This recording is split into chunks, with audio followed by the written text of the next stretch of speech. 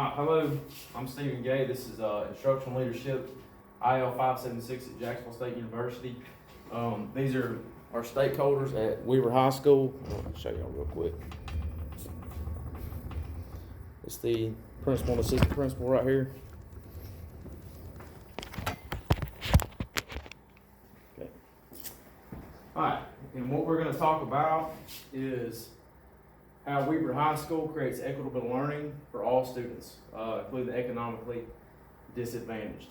And this is our new plan from 2019 to 2020. The demographics of Weaver High School, they're a small suburban school. From grades 9 through 12, got a total of 374 students, 62%, and this is the numbers we're looking at, are economically disadvantaged, coming from home. We have an 18-to-1 teacher-student ratio, which that's not very bad.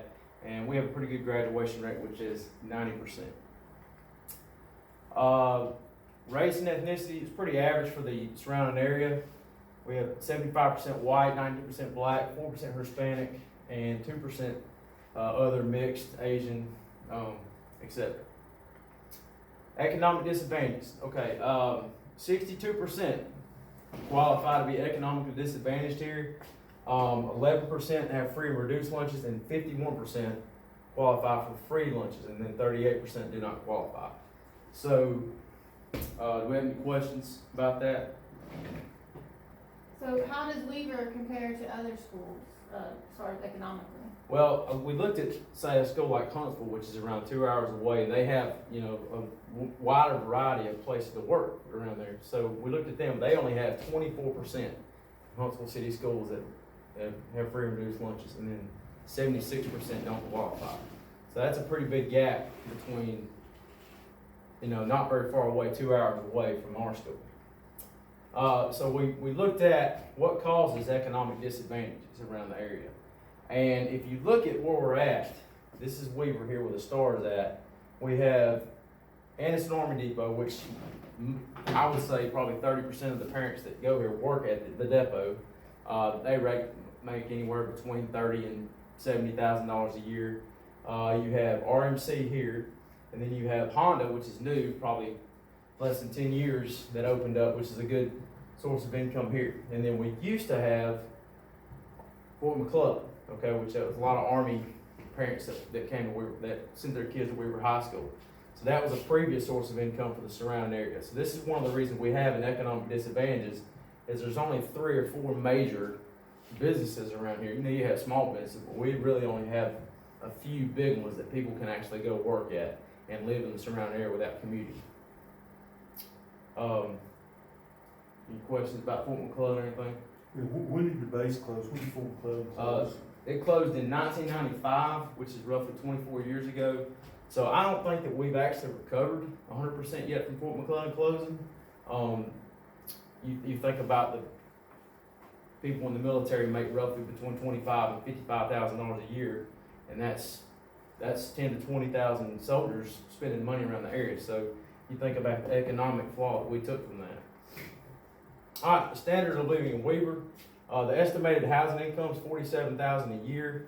The estimated home, this one we're looking at here, value is $105,000. And the cost of living index is 82 here, and the average in the U.S. is 100. That's pretty low. And if you compare that to, say, the city of Oxford, okay, which is 15 minutes away, estimated housing income is $53,000. All right, and the home income, here's a big one right here, $134,000, which is a $29,000 difference from Oxford to Weaver, which is 15 minutes. So that's a big hit right there. And if you think about people paying property taxes and housing taxes and where the money goes, a lot of our people here are economically disadvantaged because they don't have, we're not paying enough taxes into the system. What do you think the difference is between Weaver and Oxford, even though we're so close? That's $29,000. $29,000 housing values estimated. That's close. All right, so instructional support. So what do we do at Weaver to compensate for instructional support for people who are economically disadvantaged? All right, we have the first thing we do, and this is a big one, we have a PST team, which is a problem-solving team. And what they do is we place students in categories according to their Scantron scores in reading and math. And put them in categories. We say, okay, we have a struggling student here, we're gonna put them in tier 1, 2, or 3. How much attention do they need, okay? And let's say they're not getting the attention, the supplies at home or whatever, we can provide it here. All right, so anytime a student has trouble getting extra work at home for homework, whatever, we collaborate with each other. We talk about ideas and strategies we can use to master these skills at school.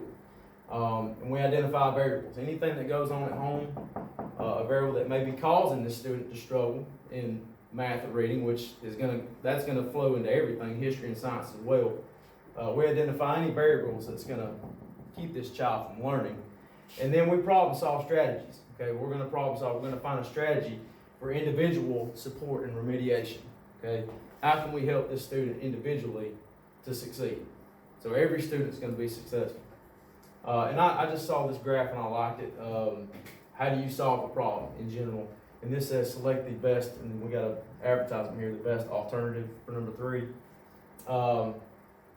Implement strategies, and this is any kind of problem, not just a school problem. All right, technical support. Obviously, education today is growing into a big 21st century learning society where we have to use technology all the time. We say with disadvantaged students can't use technology, they can't afford it. Well, what we do, we have a 1-to-1 student Chromebook ratio, which means every student has access to computers all day. And in all core classes, mind you. So anytime we're in a core class, any teacher and student has access to technology during the daytime. Google application process, this is a big one right here. Even though, they're all free for all students. So all student has a password and login to Google applications where they can use Google Drive, where they share online. They can use Google Docs, Google Slides, and Google Classroom, and other stuff. There's other stuff on Google applications they can use. I have a question. Yes, sir. Are the Google Docs and the applications, are they available to everyone? Does everybody have a Google account? Yes, sir. As soon as you enroll in Weaver High School, one of the first things we do is we send you to the technology person, which is normally our media specialist, and she sets every student up with a password and login, and every teacher gives a one-on-one instruction on how to use these. So every student has available access, and they can use these at home.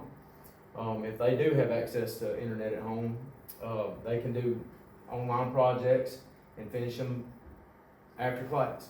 Okay, when they get to home, or they can make it up. If they miss school for some reason, they get sick, they can always make these up online.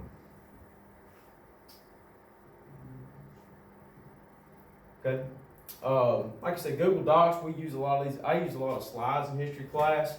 You can create format presentations. And this is a big one right here because they can use their imagination and create things on Google Slides. Google Classroom, we actually use this with our staff as well. We can communicate with students through Google Classroom anytime. We can send assignments any time of the day to a student through Google Classroom online right here. This is really good. You can attach videos, instructions, documents, whatever you need to on Google Classroom. So this is something you can really use to keep everybody involved at all times. And that's one of the most important things. We're incorporating everyone learning, and that's one way we do it. They also have choice of instruction. Like I said, if they're not, their GPA is not as high as they need to be, they can always choose a career tech. They enjoy doing something else. We have a career tech alternative that they can do. They can learn how to do automotive stuff, electrician stuff, nursing. We have a big nursing school at Jack State and Gasket State. Drafting, art, agribusiness, and engineering right here. So they can go to career tech half a day and learn a skill to where they can be successful after high school.